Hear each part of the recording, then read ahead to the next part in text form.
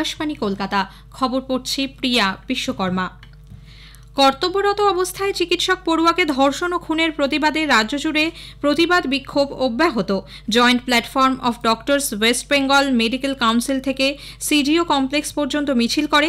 Jadavpur high স্কুলের প্রাক্তনীরাও আজ ওই চত্বরে মিছিলে সামিল হন। যাদবপুর বিদ্যাপীঠের প্রাক্তনীদের মিছিলের পুরোভাগে ছিলেন কান্তি গাঙ্গুলি। বেথুন, শ্রী শিক্ষায়তন সহ উত্তর কলকাতার একাধিক বিদ্যালয়ের প্রাক্তন পড়ুয়ারা প্রতিবাদ মিছিলে যোগ দিয়েছেন। শিক্ষক শিক্ষিকাদের একটি মিছিল শিয়ালদা মেট্রো স্টেশন থেকে শুরু হয়ে শ্যামবাজার পর্যন্ত যাওয়ার কথা থাকলেও খান্নায় পুলিশ তাদের আটকে দেয়। সেখানেই বসে তারা বিক্ষোভ দেখাচ্ছেন। বিচারের দাবিতে কলকাতা শহরের বিভিন্ন মোড়ে প্রতিবাদ সভা করছে তৃণমূল কংগ্রেস। ধর্মতলায় বিজেপির ধর্ণা অবস্থান আজ তৃতীয় দিনে পড়ল। আগামী সোমবার মুখ্যমন্ত্রীর পদত্যাগের দাবিতে রাজ্য জুড়ে জেলাশাসকের দপ্তর ঘেরাও করবে তারা। এছাড়াও নাগরিক সমাজ এবং বিভিন্ন সংগঠন পক্ষ থেকেও দিকে দিকে চলছে প্রতিবাদ কর্মসূচি। আরজি করে তরুণী চিকিৎসকের ধর্ষণ ও খুন এবং হাসপাতালে ভাঙচুরের প্রতিবাদে আগামী সোমবার ২রা সেপ্টেম্বর লালবাজার অভিযানের ডাক দিয়েছেন জুনিয়র চিকিৎসকরা। হাইকোর্টের নির্দেশে পশ্চিমবঙ্গ ছাত্র সমাজের অন্যতম আহ্বায়ক সায়ন লাহিড়ী মুক্তি পেয়েছেন। আজ দুপুর ১:৩০টার পর ব্যাংশাল কোর্ট থেকে মুক্তি পেয়ে সাংবাদিকদের তিনি বলেন, নবান্ন অভিযানে পুলিশকে লক্ষ্য করে ইট বৃষ্টি দুর্ভাগ্যজনক। শান্তিপূর্ণ আন্দোলনে যারা হিংসা ছড়ানোর চেষ্টা করেছিলেন তাদের চিহ্নিত করার জন্য পুলিশের কাছে আবেদন জানান তিনি। এদিকে সায়ন লাহিড়ীর মুক্তির বিরোধিতায় সুপ্রিম কোর্টে গেছে রাজ্য সরকার। অন্যদিকে সায়নের পরিবারের তরফে শীর্ষ আদালতে ক্যাভিয়েট দাখিল করা হয়েছে। আরজি করের ঘটনায় দেশজুড়ে প্রতিবাদ বিক্ষোভের মধ্যেই প্রধানমন্ত্রী নরেন্দ্র মোদী বলেছেন, নারী নির্যাতন রুখতে আইনগুলিকে আরও সক্রিয় করে তোলা প্রয়োজন। নতুন দিল্লির ভারত মণ্ডপমে আজ জেলা ও দায়রা বিচারকদের দুদিনের জাতীয় সম্মেলনের উদ্বোধন করে তিনি বলেন, মহিলাদের বিরুদ্ধে নৃশংসতা এবং শিশুদের সুরক্ষা বর্তমান সমাজের কাছে গভীর উদ্বেগের বিষয়।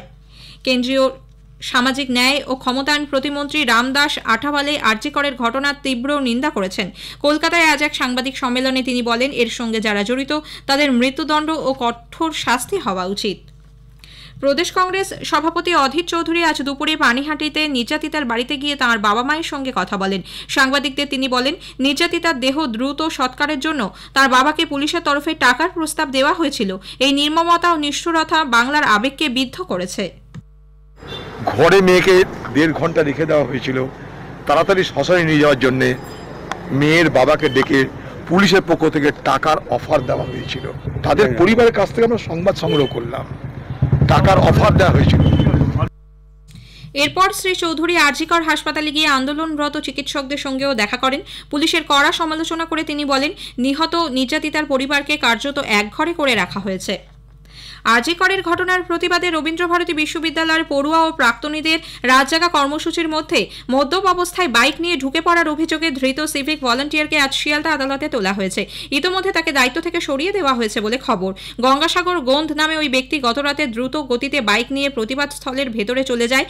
এর প্রতিবাদে আন্দোলনকারীরা কর্তব্যরত সার্জেন্ট তারকেশ্বর পুরীকে আটকে রেখে আজ সকাল পর্যন্ত সিথির মোড়ে বিটি রোড অবরোধ করেন।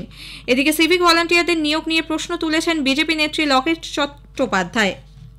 কিসের ভিত্তিতে তাদের কাজ দেওয়া হয় সেই নিয়ে আরটিআই করা উচিত বলে মন্তব্য করেছেন তিনি। আরজি করে মহিলা চিকিৎসককে ধর্ষণ ও খুনের ঘটনায় উদ্বিগ্ন সঙ্গীত শিল্পী শ্রেয়া ঘোষাল কলকাতায় আগামী ১৪ই সেপ্টেম্বরের কনসার্ট পিছিয়ে দিয়েছেন। সোশ্যাল মিডিয়ায় এক পোস্টে শ্রেয়া জানিয়েছেন, নৃশংস এই ঘটনায় তিনি শিউরে উঠেছেন। এই পরিস্থিতিতে গানের কনসার্ট করার মতো অবস্থায় তিনি নেই। অক্টোবরে এই অনুষ্ঠান হতে পারে বলে খবর। এদিকে তৃণমূল কংগ্রেস নেতা কুণাল ঘোষ শ্রেয়ার সিদ্ধান্তকে স্বাগত জানিয়ে বলেছেন, এই ধরনের অপরাধ নিয়ে সর্বত্রই প্রতিবাদ হওয়া দরকার। সিপিআইএম এর সাধারণ সম্পাদক সীতারাম ইয়েচুরি ফুসফুসে সংক্রমণ নিয়ে বর্তমানে দিল্লির All India Institute of Medical সায়েন্সেসের চিকিৎসাধীন। দলের তরফে আজ এক প্রেস বিবৃতিতে জানানো হয়েছে, বিশেষজ্ঞ চিকিৎসকদের তত্ত্বাবধানে রয়েছেন তিনি। যুব ভারতী ক্রীড়াঙ্গনে আর কিছুক্ষণের মধ্যে ১৩৩তম ডুরান্ড কাপ ফুটবলের ফাইনালে Mohun Bagan super giant north east ইউনাইটেডের মুখোমুখি হবে। আজকের ম্যাচ জিতলে ১৮ বার ডুরান্ড কাপ চ্যাম্পিয়ন হবে মোহনবাগান। খবর শেষ হলো।